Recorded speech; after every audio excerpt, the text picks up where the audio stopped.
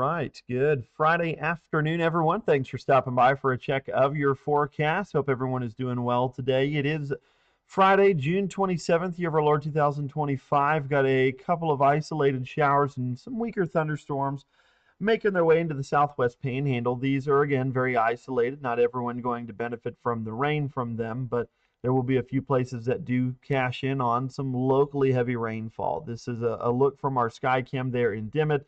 Looking south and west, you can see some of those, clustered thunderstorms down there just to the southwest of town, again, closer to Earth. But again, they are moving into a small section of Castro County. As far as severe weather is concerned, don't really expect any for today in the viewing area.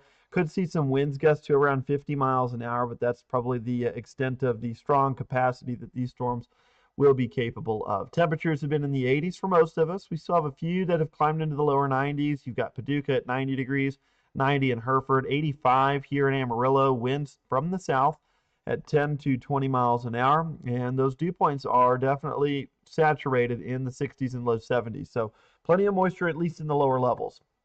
Now, here's a quick recap of just kind of the month of June as a whole. This is what we've been dealing with for temperatures here for the last 25, 26 days or so. We've had 9 days where we have gotten to or above 90 degrees here in the month of June. Believe it or not, we've only had 12 days the whole year where we have made it into the 90s. Still have not gotten to 100 degrees yet. That might change towards mid-July. We'll kind of talk about that, I think, as we move into next month. But, models, at least long-range outlooks, are starting to suggest that we could have a period towards mid to late July where we are above average for temperatures and probably below normal for rainfall. So we'll see if we can hang on to the double-digit heat versus the triple-digit heat, but that could change next month.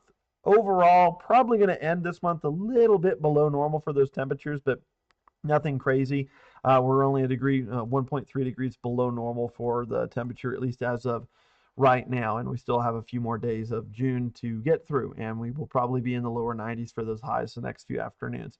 Let's put your model into motion. Storms should stay isolated tonight. Not really expecting any severe weather, but some locally heavy rain expected in some isolated spots. Moving into Saturday, we'll start off comfortable in the 60s and 70s and then probably climb to the lower 90s in the afternoon. Chance for rain pretty low, but can't rule it out. Should be around 10 to 20% coverage. And then on Sunday, we've got another round of storms expected to pulse up in the evening with a cold front that's going to stall out across the area. That actually could set the stage for some better rain chances on Monday.